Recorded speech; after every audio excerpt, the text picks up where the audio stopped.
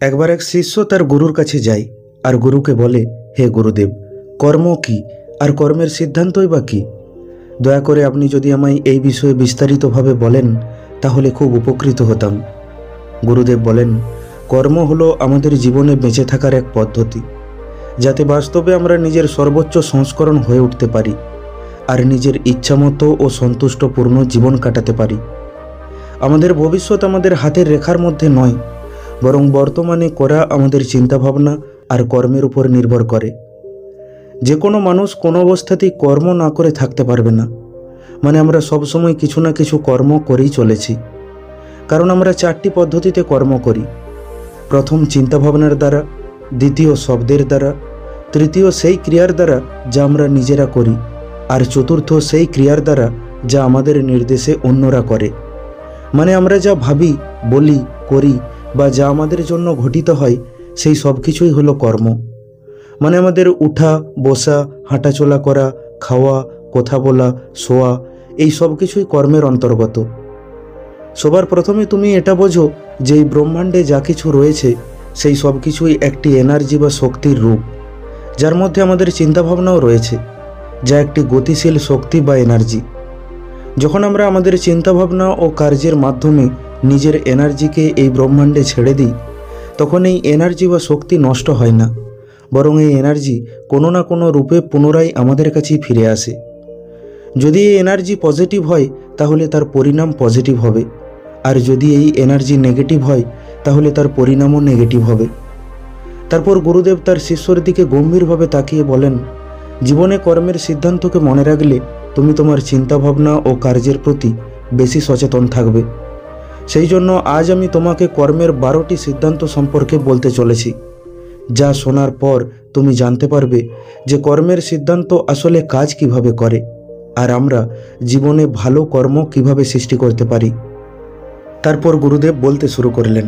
তিনি বলেন, কর্মের প্রথম সিদ্ধান্ত এটা বলে যে আমরা যেই ভাবনা বা এনার্জি এই ব্রহ্মাণ্ডে ছেড়ে দিই সেটা পুনরায় আমাদের কাছেই ফিরে আসে, সেটা ভালো হোক বা মন্দ। সোজাসুজি বললে আমরা যাই করি না কেন শেষে কিন্তু সেটা আমাদের কাছেই ফিরে আসে। না আমরা ভালো কর্মের থেকে রেহাই পাবো, না খারাপ কর্মের থেকে। দুটোর ফলই আমাদের ভোগ করতে হবে। কর্মের প্রথম সিদ্ধান্ত আমাদের এটাও শেখায় যে তুমি জীবনে যা পেতে চাও প্রথমে তুমি নিজেই সেটাতে পরিপূর্ণ হয়ে যাও।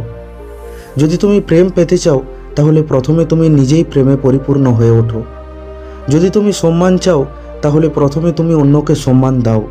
সোজা কথায় বললে তুমি যা পেতে চাও তার জন্য নিজেকে যোগ্য বানাও। তারপর দেখবে সেই সব কিছু নিজে নিজেই তোমার কাছে ধরা দেবে, তোমার কাছে চলে আসবে। যেমন বীজ বুনবে তেমন ফল পাবে। এই নিয়মের উপরই কর্মের প্রথম সিদ্ধান্ত দাঁড়িয়ে আছে। কর্মের দ্বিতীয় সিদ্ধান্ত এটা বলে জীবনে কোনো কিছুই নিজে নিজে ঘটে না। ঘটনাকে ঘটানোর জন্য আমাদের কর্ম করতে হবে। তুমি জীবনে যা চাও, সেটা মান সম্মান হোক কিংবা টাকা পয়সা, সেটার জন্য তোমাকে কর্ম করতে হবে, চেষ্টা করতে হবে। মনে রাখবে, জীবনে ভালো কিছু কখনো এমনি এমনি হয় না, তার জন্য আমাদের ভালো কর্ম ও পরিশ্রম করতে হবে। সেই জন্য জীবনে কিছু পেতে গেলে কোনো চমৎকারের অপেক্ষায় বসে না থেকে সেটার উপযুক্ত কোনো কর্ম করো। কর্মের তৃতীয় সিদ্ধান্ত এটা বলে যে কোনো জিনিসের সত্যিটাকে স্বীকার না করলে সেটাকে তুমি বদলাতে পারবে না। যেমন কোনো মানুষকে তার মদ খাওয়ার অভ্যাস ছাড়তে হলে সবার আগে তাকে এটা স্বীকার করতে হবে যে সে একজন মাতাল, তার মদ খাওয়ার অভ্যাস রয়েছে, তবেই সে এই অভ্যাসকে ছাড়ার জন্য কোনো গুরুত্বপূর্ণ পদক্ষেপ নিতে পারবে।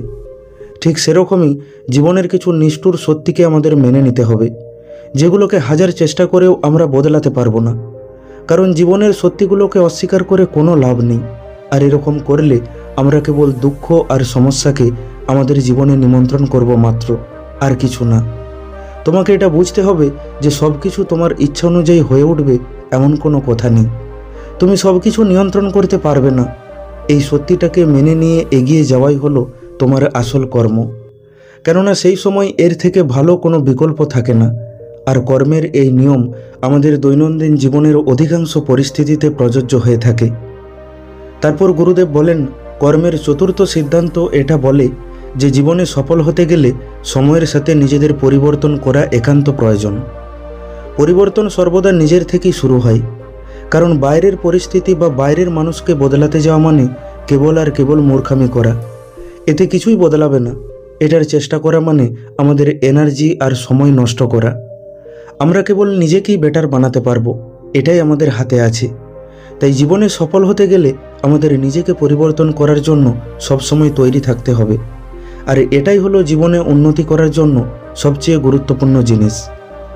তারপর গুরুদেব বলেন, কর্মের পঞ্চম সিদ্ধান্ত এটা বলে যে আজ তোমার জীবনের পরিস্থিতি যেমনই হোক, ভালো বা মন্দ, তার কারণ তুমি নিজেই, আর তোমার দ্বারা নেওয়া অতীতের ডিসিশন বা সিদ্ধান্ত। আর তোমাকেই এই দায়িত্ব নিতে হবে। কারণ যতক্ষণ তুমি বাইরের লোককে বা বাইরের পরিস্থিতিকে তোমার এই অবস্থার জন্য দায়ী করবে, ততক্ষণ তুমি সেই সমস্যায় ফেঁসেই থাকবে।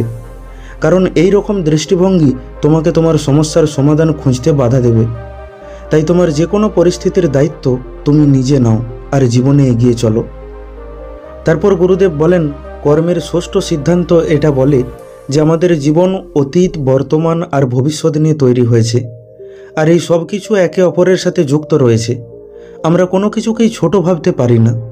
যেমন আজ কেউ শিক্ষিত হলে তার মানে সে তার অতীতে পরিশ্রম করেছে, মন দিয়ে পড়াশোনা করেছে, আর তাছাড়া তার পিতামাতা কষ্ট করে তার জন্য অর্থ উপার্জন করেছে। তাই এর মধ্যে কোনো কিছুই আমরা অস্বীকার করতে পারবো না।